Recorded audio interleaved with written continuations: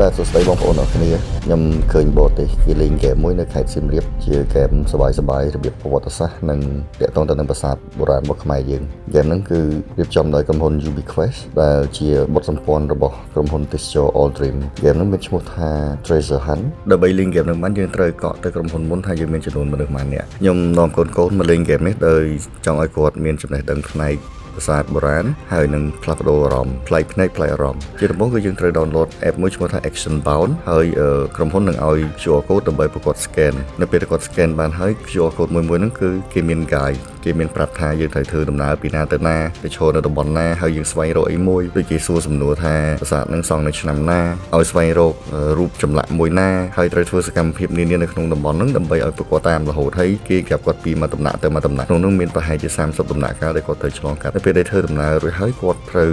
ត់នឹងបានបន្ទុកទៅតាមដំណាក់កាលដែលគាត់ធ្វើនីមួយៗហ្នឹងណាពេលដែលបានបន្ទុកហើយពួកគាត់នឹង challenge គ្នាកូនប្រកួតប្រជែងគ្នាដើម្បីយកបន្ទុកអ្នកណាបានច្រើនជាងអ្នកណាដែលឆ្លើយត្រូវគឺបានបន្ទុកច្រើនជាងបាទហ្គេមនេះ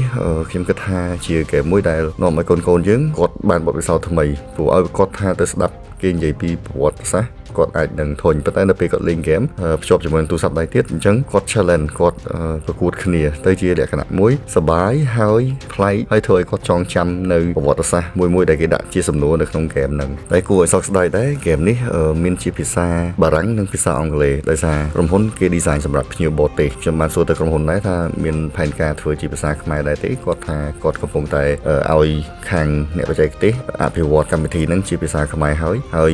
បើសិនជាមាននៅពេលណាគាត់នឹងធ្វើការផ្សព្វផ្សាយដើម្បីឲ្យបងប្អូនយើងចូលរួមលេងហ្គេមនឹងជាមួយគ្នាតែគាត់នេះហ្នឹងហើយគាត់កងមានដៃមួយដាក់លើកផ្លើគាត់ហើយដៃមួយទៀតហ្នឹងគាត់លូកទៅខាងក្រោមចាហើយឡើងវាតំណាងអីគេបានន័យថាម៉េចគាត់តំណាងថាគាត់លូកដៃទៅហោ Earth ភពផែនដីដើម្បីឲ្យប្រាសាទគេជួយថាមានន័យថាម៉េចថាគាត់លូកដៃថយអីគេតែគាត់ជួយថាដើម្បីឲ្យគេដឹងថាគាត់កំពុងតែ helping enlightenment ហ្នឹងហើយ enlightenment ហ្នឹងអីគេប្រាសាទ I'm not sure ជាថៃគេឆ្លើយតើណាទៀតមើលឥឡូវមកទៀតហើយពេលឆ្លើយហើយអូតើកន្លែងហ្នឹងទៀត Samba stone is a boundary marker used in Theravada Buddhist temple in Southeast Asia. These often finely carved stones mark the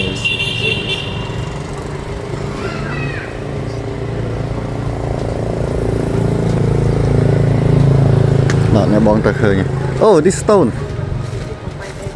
Mò nâng ta nè. Đây không hữu nâng mình thầy. Northwest. Northwest khá nào. Khăn thôi.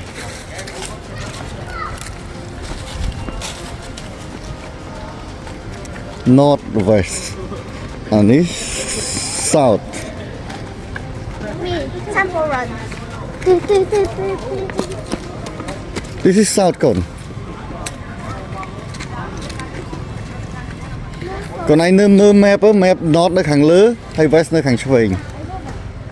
No, not this one. Nó ở dốt ban thờ. North ở lứa hay west ở xuôi. Chứ còn anh mơ map ở. Nghĩa bằng northwest. Holding crunch.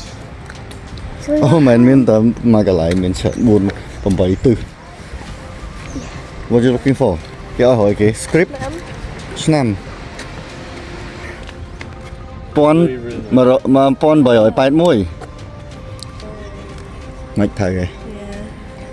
What next? Two that way No, that way. yeah somewhere there Somewhere there Tỏ Ô, bà sát bà buồn Let's go Let's Thầy go onward. Let's go Temple Run Momo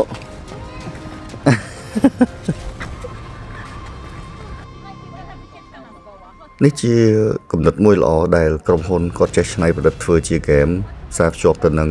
សំណួរចម្លើយប្រវត្តិសាស្ត្រក្នុងនោះក៏យើងអាចចូលរួមធ្វើដំណើរដូចជាការហាត់ប្រាណអញ្ចឹងខ្ញុំសូមសរសើរមែនទែនដែលក្រុមហ៊ុនមានកំណត់ធ្វើហ្គេមនេះឲ្យមានការផ្លាស់ប្ដូរអារម្មណ៍ក្រៅតែពីដើរស្ដាប់កាយពួកគាត់សិក្សាបដានិងយកសំណួរចម្លើយនឹងយកមកអនុវត្តបដាបាទបងប្អូនចាប់អារម្មណ៍ចាំតាក់ទងទៅក្រុមហ៊ុន UB Quest ខ្ញុំនឹងដាក់លេខទូរស័ព្ទក្នុង comment ខាងក្រោម មុខបាយ័នឥឡូវសល់37តែឥឡូវគាត់ថាចុះ originally 54 How you Yeah. know How you know? រៀន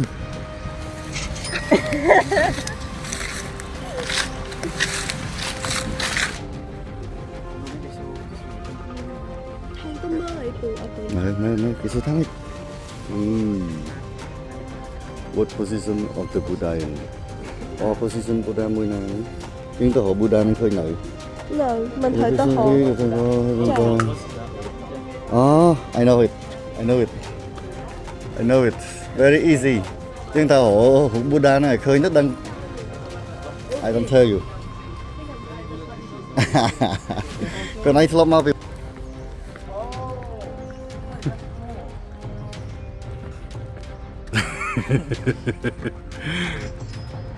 Oh, nung ba ព្រះគេមិនហៅដីគេហៅសង្ឃ sang.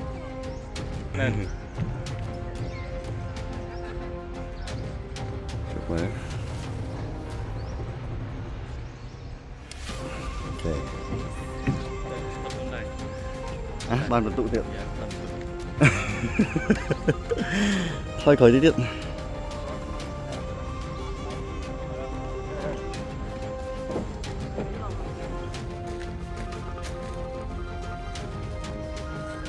តែគេឲ្យទៅរយទៀតអត់ដឹងបាទនឹងពិតជា treasure hunt man ដំណើរស្វែងរកកំណប់មិនដឹងក្រោយឃើញអីគេទេយើងឆ្លងកាត់អស់ប្រហែលជា20-30 ដំណាក់ហើយតែសំខាន់គឺយើងបានស្គាល់ពីសាច់រឿងប្រវត្តិសាស្ត្ររឿងខ្លះដែលក៏យើងរៀនចេះទៅរឿងខ្លះយើងម្លងទៅក៏យើងអាចមកយល់ស្វែងយល់នៅពេលដែលយើងលេងហ្គេមនេះណាហើយសំខាន់គឺបានកូននាំគ្នាលេងប្រកួតប្រជែងគ្នាដំរីក្បាល3ពិសេសក្បាល5ទឹកឲ្យបងប្អូនយកទូនេះមកចាំបងប្អូនហើយ Treasure Hunter ចាប់មកកូនបានបន្ទុកប៉ុន្មាន2800យកលើអ្នកបង Okay, guy, stand up and say something about the game. What you like? It was fun. Okay. Yes, my about bring them out in the start again. និយាយពីប្រាសាទ Yeah. ហើយស្គាល់ gain more knowledge, Yeah. understand telegraph. Yeah. Yo. You? What you learn from the game? ឃើញដូចពុកប្រពន្ធគាត់គេ សឹង សឹងហើយអត់ដែលដឹង so yeah Get in? discovery